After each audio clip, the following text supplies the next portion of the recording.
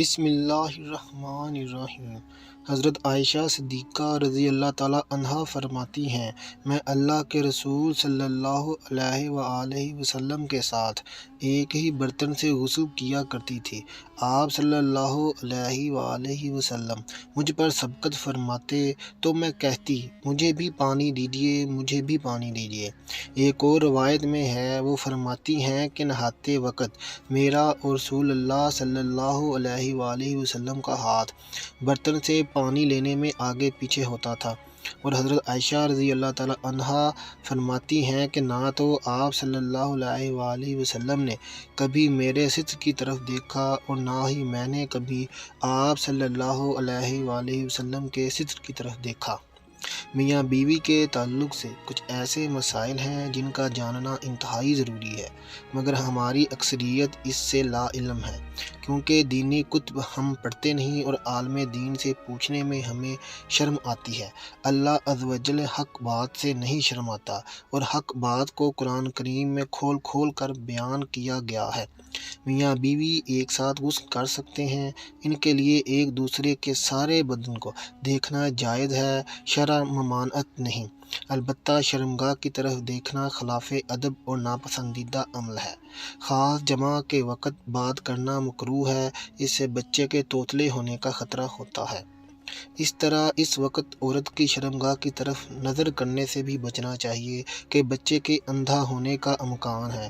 یوں ہی بالکل برہنہ یعنی بالکل ننگے ہو کر بھی صحبت نہ کریں، اور نہ بچے کے بے حیا ہونے کا اندیشہ ہے۔ حضرت عائشہ رضی اللہ تعالیٰ عنہا نے عرض کیا، یا رسول اللہ صلی اللہ علیہ وآلہ وسلم، عورتوں کو تو بہت ثواب مل گیا، مردوں کے بارے میں بھی ارشاد فرمائیے۔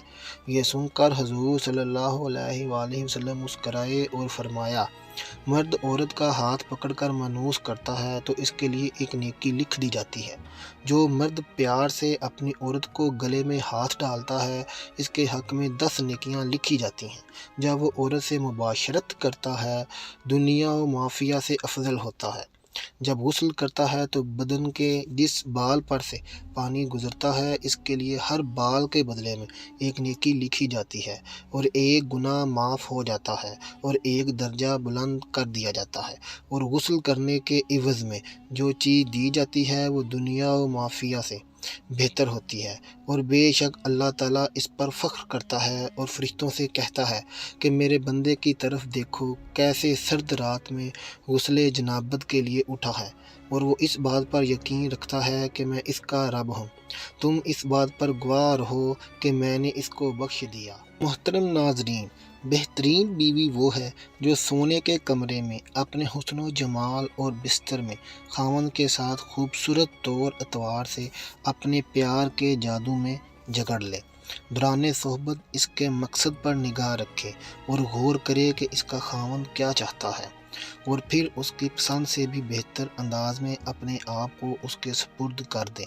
نرم گفتگو کرے اور اس کی رغبتوں اور چاہتوں کو پورا کرتے ہوئے اسے سیر کر دے۔ کبھی بھی اس کے بستر پر جانے سے مت روکے۔ اگر وہ اس کے ساتھ مقاربت کا خواہش مند ہے تو قطعاً نافرمانی نہ کرے، کیونکہ اللہ رب العزت کے ہاں یہ بہت بڑا گناہ ہے۔ جب شوہر بیوی کو اپنا طبی تقاضا پورا کرنے کے لیے بلائے تو بیوی انکار نہ کرے۔ اس سلسلے میں احادیث مبارکہ میں واضح تعلیمات موجود ہیں۔ چنانچہ ارشاد نبوی صلی اللہ علیہ وآلہ وسلم ہے، خاوند بیوی کو اپنی حاجت پوری کرنے کے لیے بلائے اور بیوی انکار کرے، جس پر شوہر غصے کی حالت میں رات گزارے تو صبح تک فرشتے اس عورت پر لعنت بھیجتے رہتے ہیں۔ روایت مشکوٰۃ شریف۔ ایک دوسری روایت میں ہے کہ حضرت طلق بن علی رضی اللہ تعالیٰ عنہ فرماتے ہیں کہ رسول اکرم صلی اللہ علیہ وآلہ وسلم نے فرمایا، جب شوہر اپنی بیوی کو اپنی حاجت پوری کرنے کے لیے بلائے تو وہ اس کے پاس چلی جائے، چاہے وہ روٹی پکانے کے لیے تنور پر ہی کیوں نہ کھڑی ہو۔ حضرت عمر رضی اللہ تعالیٰ عنہ کے پاس ایک شخص آیا، گرد و غبار سے اٹا ہوا، بال بکھرے ہوئے، اس کے ساتھ اس کی بیوی بھی تھی، جو کہہ رہی تھی، اے امیر المومنین، میں اس کے لیے نہیں اور نہ ہی یہ میرے لیے ہے۔ آپ رضی اللہ تعالیٰ عنہ نے جان لیا کہ یہ عورت اپنے شوہر سے نفرت کرتی ہے، اس لیے آپ نے اس کے شوہر کو حکم دیا کہ وہ غسل کرے اور اپنے سر کے بالوں کو ترشوا لے اور ناخن کتر لے۔ جب شوہر فارغ ہو کر آیا تو آپ نے کہا، اب اپنی بیوی کے سامنے جاؤ۔ بیوی نے دیکھا تو دم بخود رہ گئی اور نہ پہچاننے کی وجہ سے پیچھے ہٹنے لگی۔ پھر جب پہچان لیا تو اس کا بوسہ لیا اور اپنے دعوے سے دستبردار ہو گئی۔ حضرت عمر رضی اللہ تعالیٰ عنہ نے فرمایا کہ تمہیں ان کے ساتھ اسی طرح برتاؤ کرنا چاہیے۔ اللہ کی قسم انہیں یہی پسند ہے کہ تم ان کے لیے آراستہ پیراستہ ہو، جیسا تم چاہتے ہو کہ وہ تمہارے لیے بنی سنوری رہیں۔ حضرت سیدنا امام غزالی رحمۃ اللہ علیہ فرماتے ہیں، جمعہ یعنی صحبت کرنا جنت کی لذتوں میں سے ایک لذت ہے۔ حضرت سیدنا جنید بغدادی رحمۃ اللہ علیہ فرماتے ہیں، انسان کو جمع کرنے کی ایسی ہی ضرورت ہے جیسے کہ غذا کی۔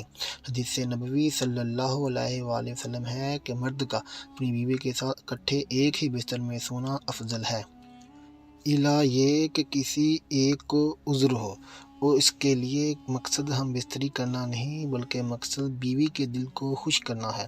بیوی کے دل کو خوش کرنے کے لیے ایام کے دنوں میں بھی اس کے قریب ہو جانا گویا انبیاء علیہ السلام کی سنت مبارکہ ہے۔ مسند احمد میں ہے، سیدنا عبداللہ بن عباس رضی اللہ تعالیٰ عنہ سے روایت ہے کہ نبی کریم صلی اللہ علیہ وآلہ وسلم نے فرمایا، جو آدمی اپنی بیوی کے پاس آنے سے پہلے یہ دعا پڑھتا ہے، ترجمہ: اللہ کے نام کے ساتھ، اے اللہ مجھے بھی شیطان سے بچا اور اس اولاد کو بھی شیطان سے محفوظ رکھ جو تو مجھے عطا کرے۔ اگر میاں بیوی کے اس تعلق میں اولاد کا فیصلہ کر دیا گیا تو شیطان کبھی بھی اس کے نقصان نہیں پہنچا سکے گا۔ فقہ نے فرمایا ہے کہ شوہر اپنی بیوی کی مرضی کے بغیر زیادہ سے زیادہ 4 ماہ کی مدت تک اس سے دور رہ سکتا ہے۔ محترم ناظرین، امام جلال الدین سیوطی رحمۃ اللہ علیہ نے حضرت عمر رضی اللہ تعالیٰ عنہ کے حوالے سے بیان کیا ہے کہ آپ رات کے وقت گشت کر رہے تھے تو ایک گھر سے ایک عورت کی آواز آ رہی تھی اور وہ کچھ اشعار پڑھ رہی تھی۔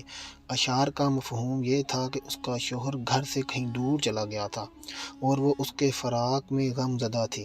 سیدنا عمر فاروق رضی اللہ تعالیٰ عنہ گھر آئے اور اپنی زوجہ سے دریافت کیا کہ شادی شدہ عورت اپنے شوہر کے بغیر کتنی مدت تک صبر کر سکتی ہے؟ تو زوجہ نے جواب دیا کہ 3 سے 4 ماہ۔